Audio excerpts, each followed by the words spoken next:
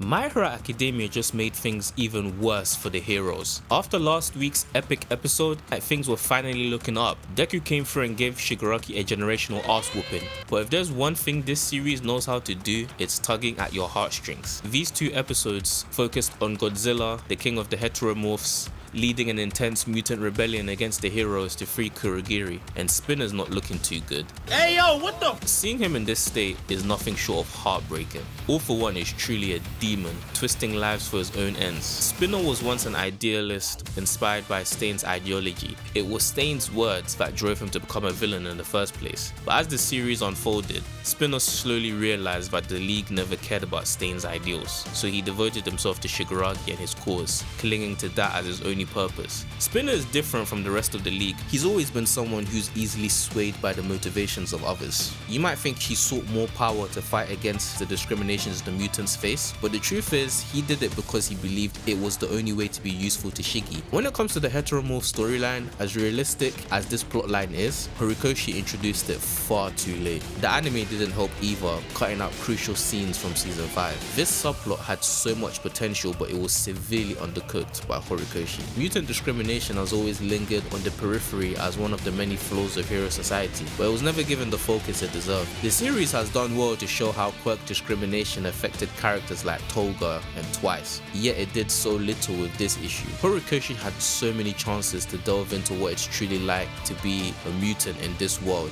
not just through characters like Shoji and Koda, but with more prominent characters like Tokoyami and Mina. Instead, we get name drops of different incidents of persecution against the heteromorphs, and I did not give a shit about any of that. The lack of depth in this subplot doesn't land well in these episodes. It just kind of feels out of place. What was handled exceptionally well, however, was Shoji's character arc. Without a doubt, Shoji was the MVP during these episodes. Despite the shortcomings of the overall subplot, Shoji's backstory was great. He grew up in a village steeped in prejudice against the heteromorphs, where everyone feared him simply because of how he looked. He endured slurs and physical assaults whenever he dared to interact with others. After saving a little girl from drowning in a river, he was immediately beaten up because the people were so repulsed by the fact that he had touched her. I'm not crying, you are.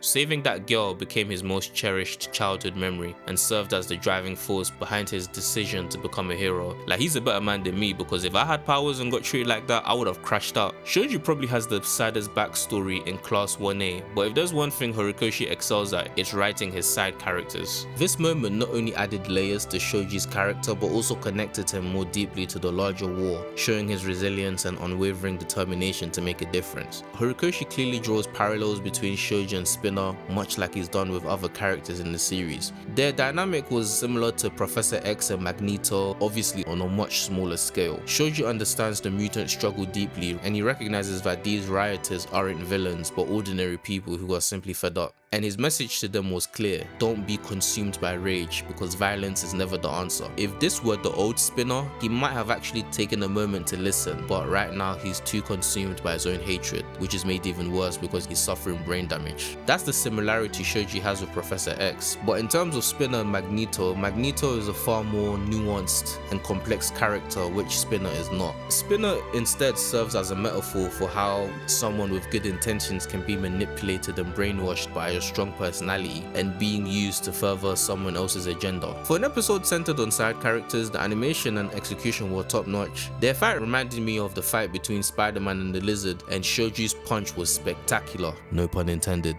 Oh, brother, this guy stinks! Shoji and Spinner weren't just fighting for the sake of fighting. This was a battle of ideals. In that moment of chaos, the heteromorphs paused and decided to stop rioting. Suddenly, the blue skies returned, everything became peaceful, and everybody lived happily ever after.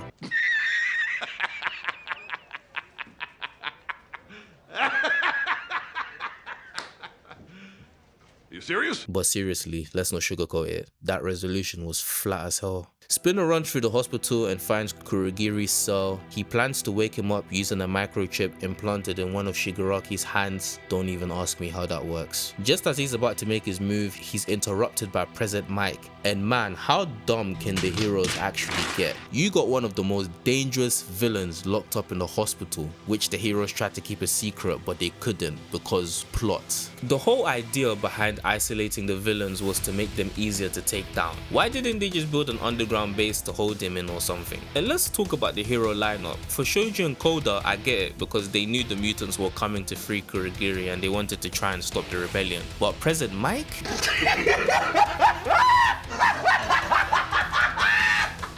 Bro, what were they thinking? By no means is he a weak hero. He was able to one-shot Spinner, but pairing him with Kurogiri, someone needs to get slapped at UA. His hesitation to take them both down was a rookie mistake. Like, this is war. There's no room for emotions in this shit. Honestly, I'm starting to think Horikoshi hates President Mike because this guy has fumbled during the most crucial moments in the series. Man needs to retire. As you might expect, Kurogiri is set free, unleashing pure chaos upon the heroes. Things are spiraling out of control so much that even the bad bitches on the other side of the world are well aware of the madness that's erupting in Japan. Meanwhile, back at Kamino, Darby's still very much alive, racing against the clock, desperately trying to reach Endeavor before it's too late. And just as he's about to make his move, Kurogiri warps in and he starts teleporting the villains left and right. Darby finally gets to confront his daddy, President Mike gets sent to the Flying Fortress, and last but certainly not least, Twice returns. This isn't really Twice, it's Toga using his ability. The look on Hawks' face when he saw him was priceless. Bro was absolutely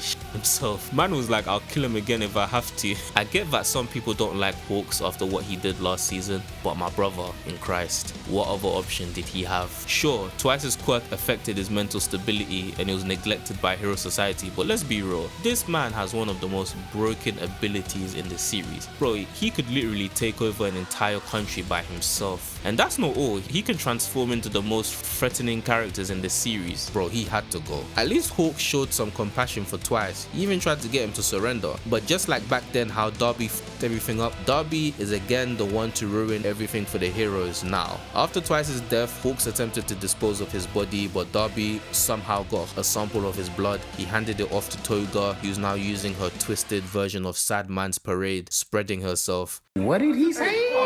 FBI, open up!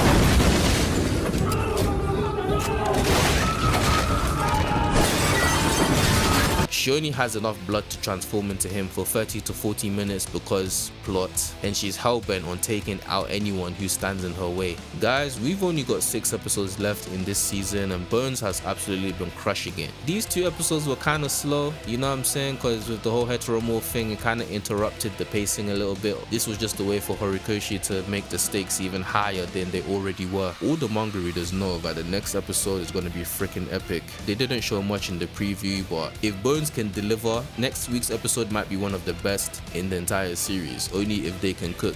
Huge shout out to everyone who watched the video. Like, comment and subscribe. Check out my MHA playlist, and until next week, stay blessed.